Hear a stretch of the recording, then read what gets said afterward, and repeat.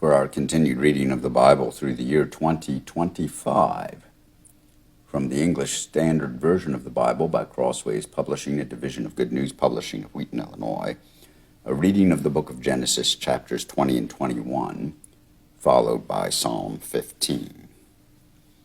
Genesis chapter 20 and 21.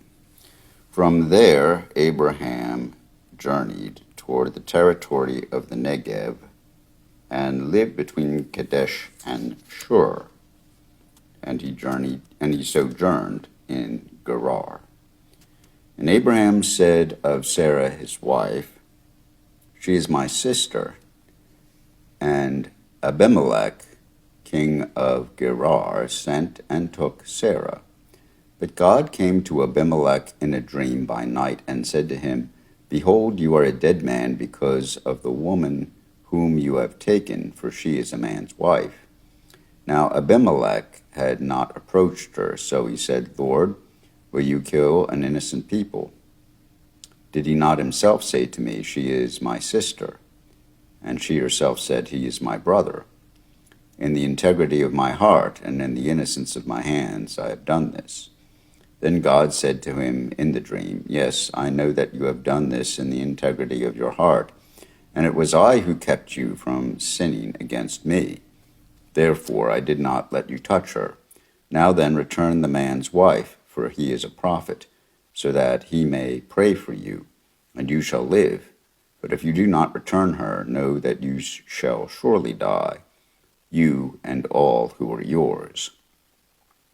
So Abimelech rose early in the morning and called all his servants and told them all these things. And the men were very much afraid. Then Abimelech called Abraham and said to him, "What have you done to us? And how have I sinned against you, that you have brought on me and my kingdom a great sin? You have done to me things that ought not to be done." And Abimelech said to Abraham, "What did you see that you did this thing?" Abraham said, "I did it because I thought, there is no fear of God at all in this place, and they will kill me because of my wife. Besides, she is indeed my sister, the daughter of my father, though not the daughter of my mother, and she became my wife.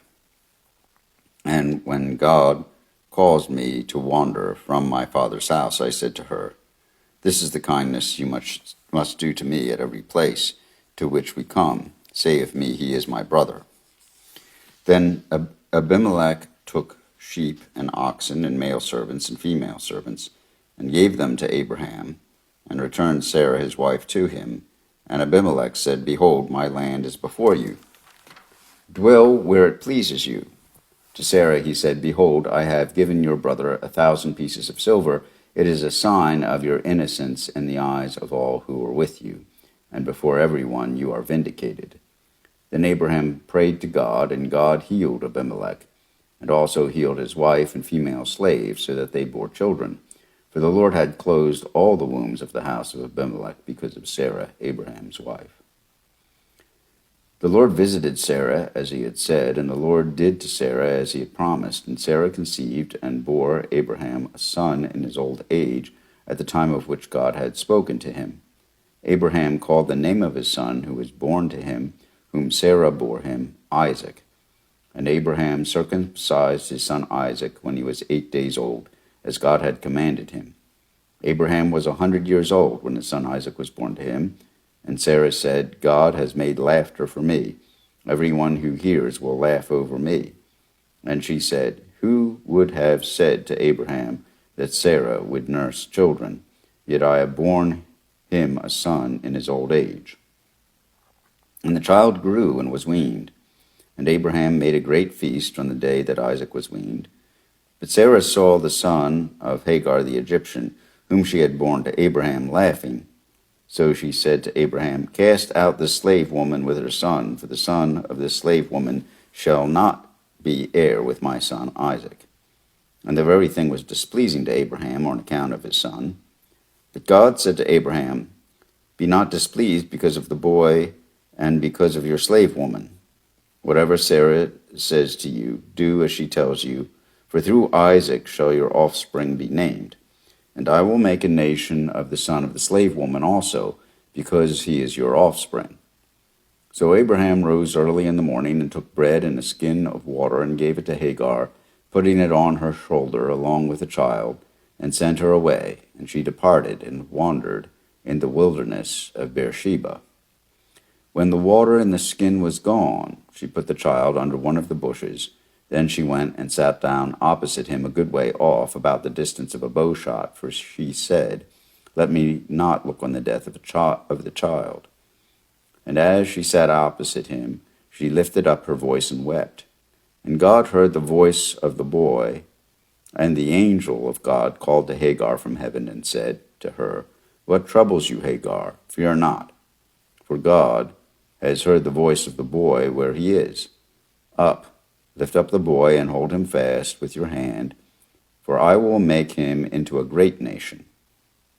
Then God opened her eyes, and she saw a well of water, and she went and filled the skin with water and gave the boy a drink. And God was with the boy, and he grew up. He lived in the wilderness and became an expert with a bow. He lived in the wilderness of Paran, and his mother took a wife for him from the land of Egypt. At that time Abimelech and Phicol, the commander of his army, said to Abraham, "God is with you in all that you do. Now therefore swear to me here by God, that you will not deal falsely with me, or with my descendants, or with my posterity. But as I have dealt kindly with you, so you will deal with me, and with the land where you have sojourned." And Abraham said, "I will swear." When Abraham reproved Abimelech about a well of water that Abimelech's servants had seized, Abimelech said, "I do not know who has done this thing. You did not tell me, and I have not heard of it until today." So Abraham took sheep and oxen and gave them to Abimelech, and the two men made a covenant.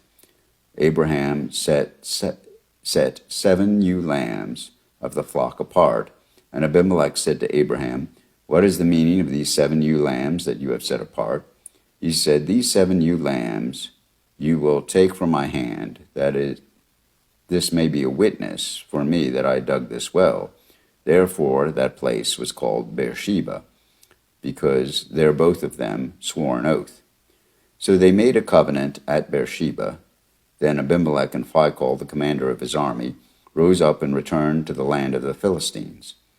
Abraham planted a tamarisk tree in Beersheba, and called there on the name of the Lord, the everlasting God.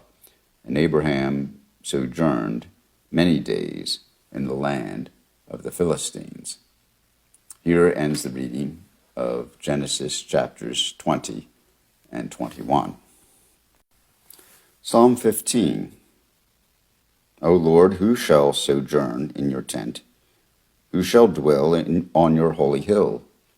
He who walks blamelessly and does what is right, and speaks truth in his heart, who does not slander with his tongue, and does no evil to his neighbor, nor takes up a reproach against his friend, in whose eyes a vile person is despised, but who honors those who fear the Lord, who swears to his own hurt and does not change, who does not put out his money at interest, and does not take a bribe against the innocent.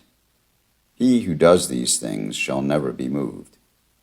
Here ends Psalm 15, and this psalm, together with the chapters in Genesis offered in the English Standard Version of the Bible by Crossways Publishing, a division of Good News Publishing of Wheaton, Illinois.